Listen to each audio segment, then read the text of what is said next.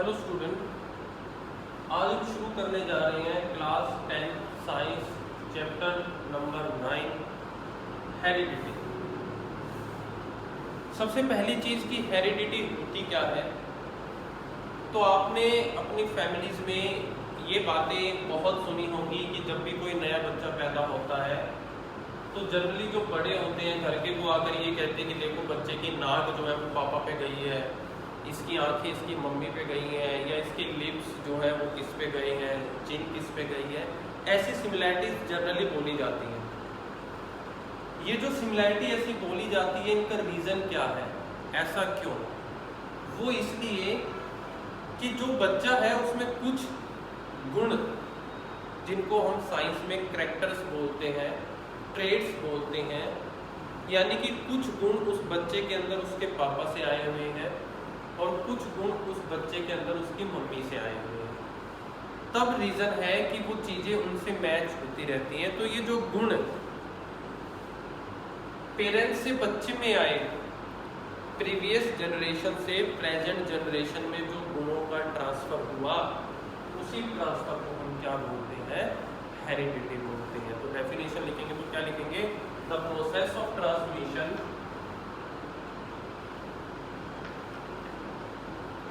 the process of transmission of characters, किसका transmission होना, characters का ट्रांसमिशन होना from one generation to next generation. एक जनरेशन से अगली जनरेशन में कैरेक्टर्स का ट्रांसमिशन होना ही क्या कहलाता है, इज नॉन एज हेरिडिटी, या फिर एक और नाम भी आप इसको बोल सकते हो, इनहेरिटेंस। इनहेरिटेंस दोनों नेम जो है इसी के ही है।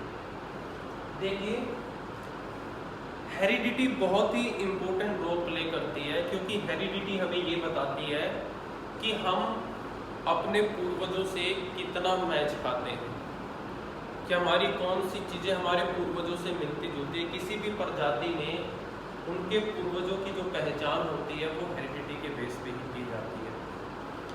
साइंस की वो ब्रांच जो हमें इन सब की स्टडी के बारे में बताती है, हेरिडिटी के बारे में बताती है, ट्रांसमिशन के बारे में बताती है।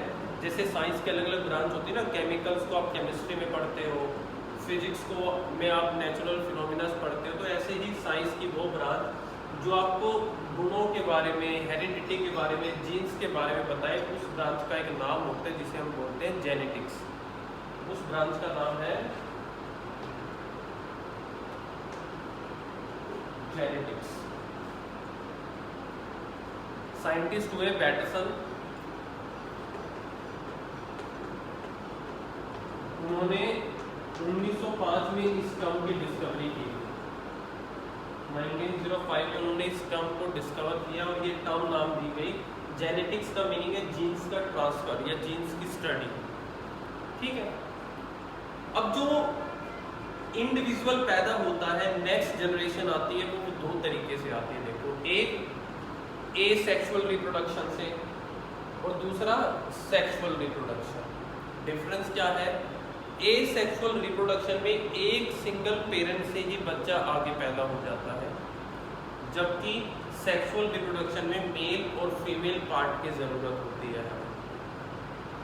तो जब हम बात करते हैं एसेक्सुअल रिप्रोडक्शन की, जहाँ पर ऑर्गेनिज्म जो है, जो ऑर्गेनिज्म है वो सिंगल पेरेंट से ही बनता है, तो वहाँ पर जो ऑर्गेनिज्म होता है वो बिल्कुल एग्जैक्ट कॉपी होती है अपने पेरेंट्स की।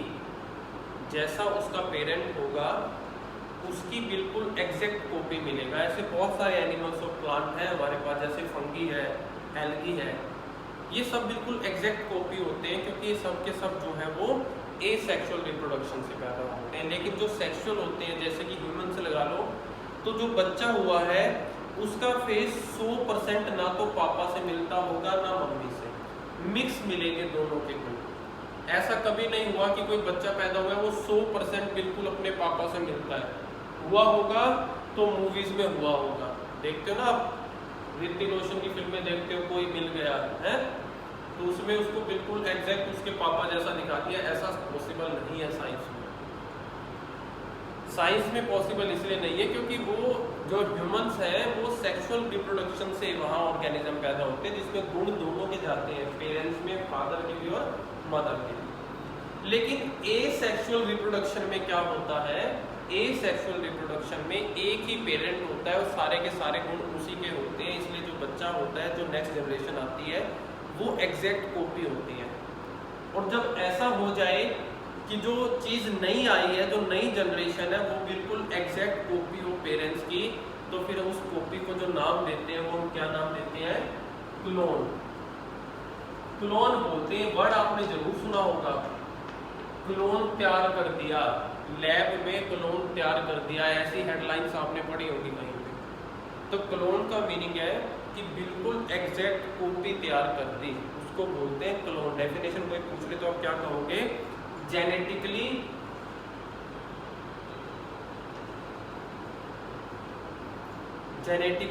यूनिफॉर्म पॉपुलेशन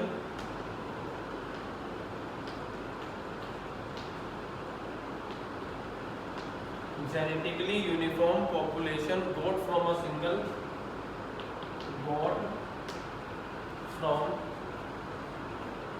single parent, एक सिंगल पेरेंट से जो पॉपुलेशन आपको मिलती है, जो जेनेटिकली यूनिफॉर्म का मीनिंग होता है सेम, बिल्कुल एक जैसी होती है, by asexual reproduction, by asexual reproduction is called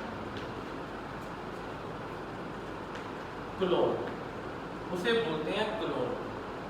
लेकिन फिर भी क्लोन वर्ड जो है वो ग्रुप के लिए यूज होता है। जैसे हमने यहाँ पे पॉपुलेशन लिखा है, जो पॉपुलेशन तैयार हुई एक सिंगल पेरेंट से, उसको क्लोन बोला गया है।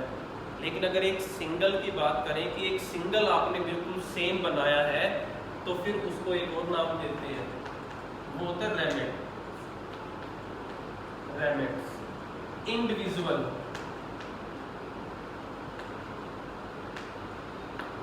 इंडिविजुअल ऑफ क्लोन, क्लोन के एक सिंगल बच्चे को क्या नाम दिया जाता है, रैबिट। ये वर्ड मैंने इसलिए बताया कि आपने एक और वर्ड सुन रखा है ऑफस्प्रिंग, आपने एक वर्ड सुन रखा होगा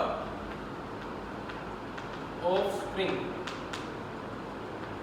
ये भी पैदा हुए एक बच्चे को बोलते हैं और ये भी पैदा हुए एक बच्चे को। बच्चे का मीनिंग है एक ऑर्गेनिज्म यहाँ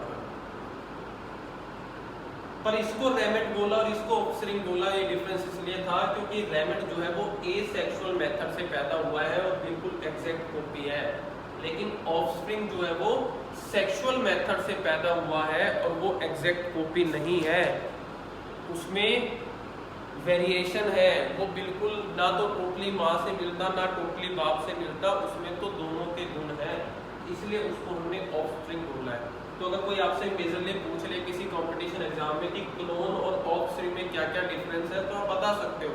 क्लोन एसेक्सुअल मेथड से पैदा होता है, ये सेक्सुअल से। ये सिंगल पेरेंट से पैदा होता है, इसमें मेल और फीमेल दो पेरेंट चाहिए होते हैं। क्लोन एग्जैक्ट कॉपी होता है जबकि ऑफस्प्रिंग एग्जैक्ट कॉपी नहीं होते। तो ये हमने इसलिए इसको डिस्कस किया थोड़ा सा।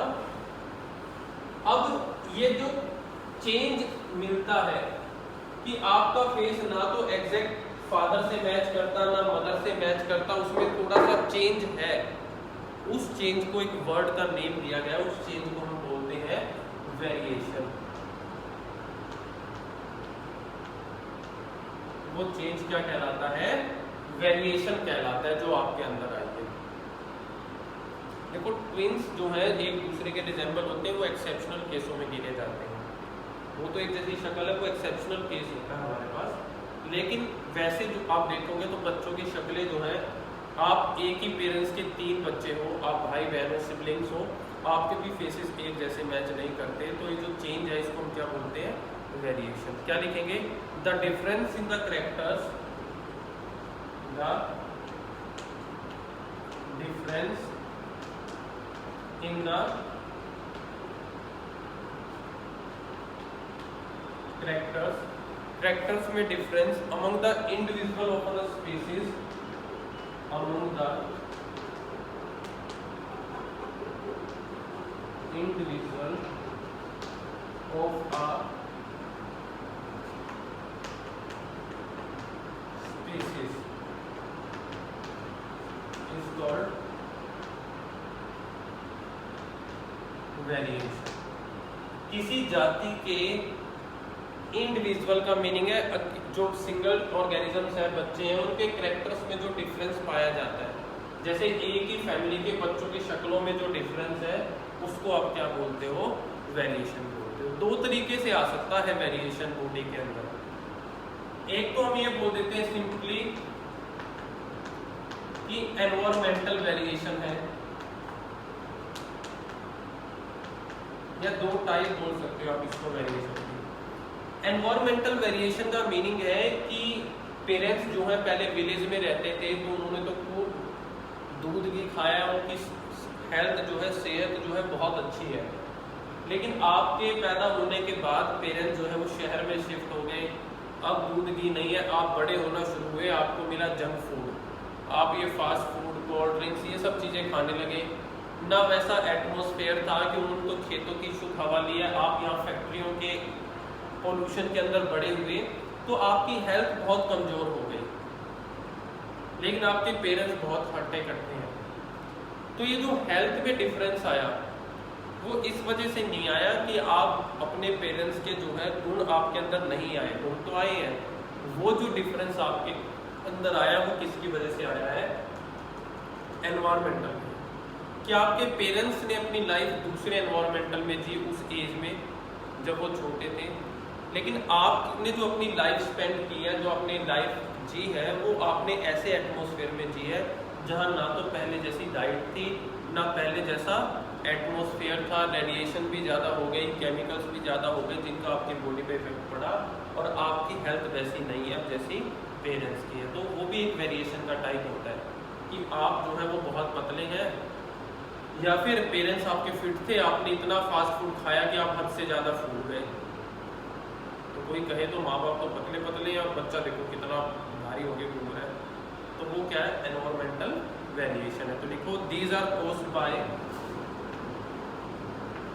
दीज आर कॉज्ड बाय, किसकी वजह से, हमारे रहन सहन की वजह से, अवर एनवायरमेंट विच इंक्लूड अवर, ये हमारे एनवायरमेंट की वजह से होता है, विच इंक्लूड डाइट, क्या आप खाते क्या हो, रेडिएशन जो आपके आसपास है,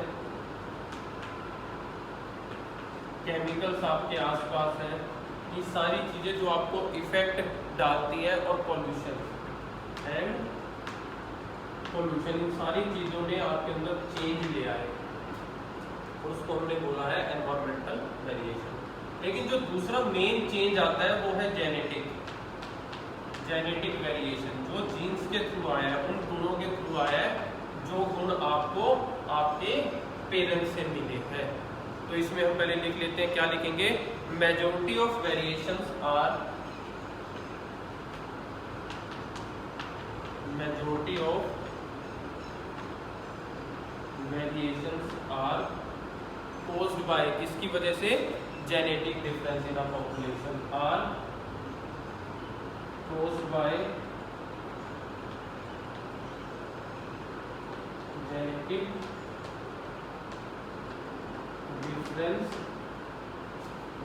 इन अ, एक पॉपुलेशन में, बच्चों में जो जेनेटिक डिफरेंस होता है, कुछ जीन मम्मी के आए, कुछ पापा के आए, ना पूरे मम्मी के आते हैं ना पूरे पापा के आते हैं, जिसकी वजह से क्या हो जाता है, उनमें चेंज आ जाता है उनके कैरेक्टरिस्टिक्स में, उसको बोलते हैं जेनेटिक डिफरेंस की वजह से।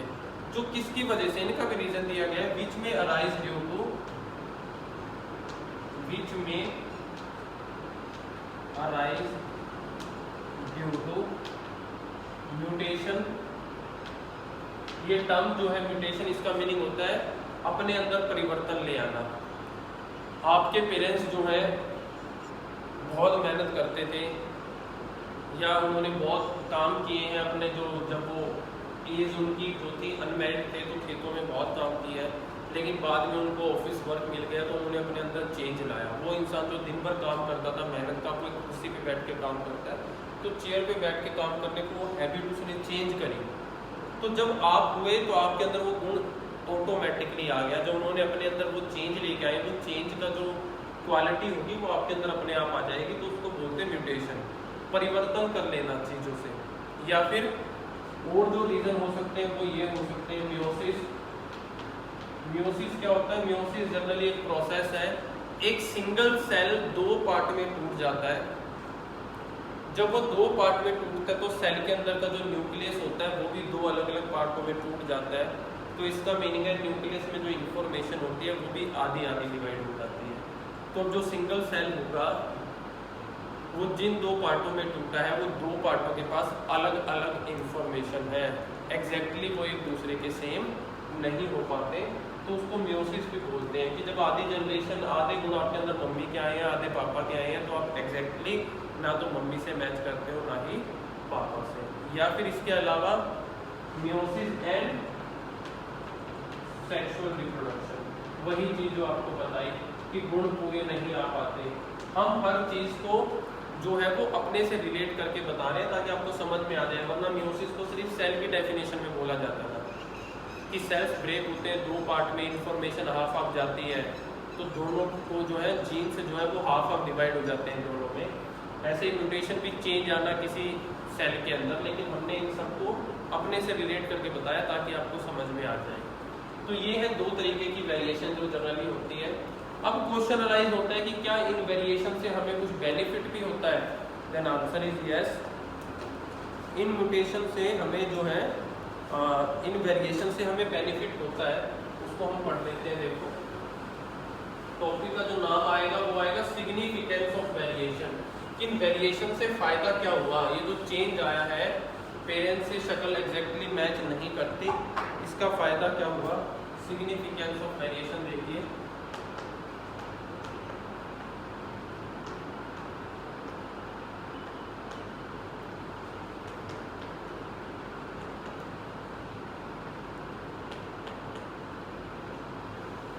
मेनली तीन सिग्निफिकेंस हम स्टडी करेंगे।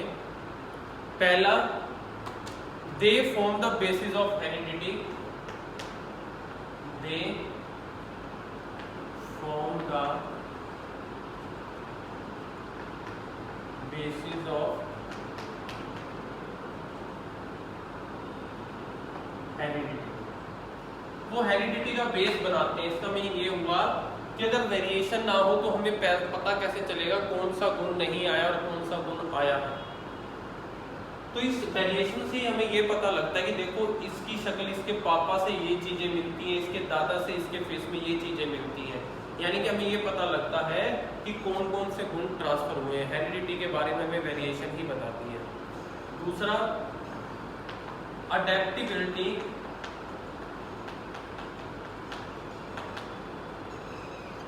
अडेप्टिबिलिटी कंप्लीट लिख लेते हैं। To adverse conditions. Adaptability to adverse condition. Adverse condition का मीनिंग होता है विपरीत परिस्थितियों में, जब परिस्थितियां आपके विपरीत हो। अडेप्टिबिलिटी का मीनिंग है नई चीजें अपने अंदर बना लेना। जैसे आपको कोई काम करना नहीं आता लेकिन आपको पता है कि वो चीज आपको करनी पड़ेगी। आपको ये पता है कि आपको एक दिन 5 फुट लंबी नाले के ऊपर से जंप लगानी है, लेकिन अभी आप 5 फुट लंबे नाले के ऊपर से जंप लगाने के काबिल नहीं हो, पर आपको पता है लगानी पड़ेगी। विपरीत परिस्थितियां, एक दिन आपको करना पड़ेगा। तो आप क्या करते हो? अपने अंदर चेंज लाना शुरू करते हो। आप रोज प्रैक्टिस करना शुरू करते हो। वो जो चेंज आपने अपने अंदर लाया उसको बोलते हैं अडेप्टिबिलिटी, किसी चीज को अपनाना। वो किसकी वजह से आता है? वेरिएशन की वजह से आता है। इसका परफेक्ट एग्जांपल मैं आपको देता हूँ कि एक पेरेंट्स थे जो ऐसे एरिया में रहे हैं, कहाँ, जहाँ हमेशा 24 में से 22 घंटे बर्फ पड़ती रहती थी, बर्फ ही बर्फ थी। उन लोगों ने कभी गर्मी देखी ही नहीं। सडनली लाइफ के 30, 35, 40 साल ऐसे एरिया में गुजारने के बाद उनको इंडिया जैसे कंट्री में रख दिया, नॉर्थ में, जहाँ पे गर्मी बहुत होती है। अब उनके लिए जो है वो बहुत स्ट्रगल हो गया लाइफ में, उनको आदत नहीं थी ऐसे एरिया में रहने की। लेकिन ऐसे एरिया में आने के बाद जब उनके घर बच्चा पैदा होगा तो वो जो बच्चा होगा उस बच्चे के अंदर ऑलरेडी क्वालिटी होगी गर्मी जैसे एरिया में रहने के लिए। वो क्यों? क्योंकि उनके पेरेंट्स ने ऑलरेडी अपने अंदर क्वालिटी अडेप्ट कर दी थी कि कैसे इन विपरीत परिस्थितियों में रहा जाएगा, कैसे गर्मी में रहा जाएगा। और वो जो क्वालिटी उनके पेरेंट्स ने अपने अंदर अडॉप्ट की, उन क्वालिटीज़ के गुण जो है उस बच्चे के अंदर चले गए। अब बच्चे को उतनी प्रॉब्लम नहीं होगी जितनी प्रॉब्लम उनके पेरेंट्स को हुई थी उस जगह पे रहने के लिए। तो वेरिएशन की वजह से ही क्या होता है, एडवर्स कंडीशन की अडेप्टेबिलिटी हो जाती है। या तीसरा हम लिख सकते हैं, तीसरा फायदा है न्यू ऑर्गेनिजम्स जो है या new varieties of an organism. किसी ऑर्गेनिज्म की न्यू वैरायटीज अराइज होती है, अराइज ड्यू टू वेरिएशन। नई वैरायटी आनी शुरू हो जाती है। नई वैरायटी का सिंपल सा मीनिंग मैं आपको दे दूं, लव मैरिज आपने कोई कॉमन वर्ड है आपके लिए, आपको पता ही है।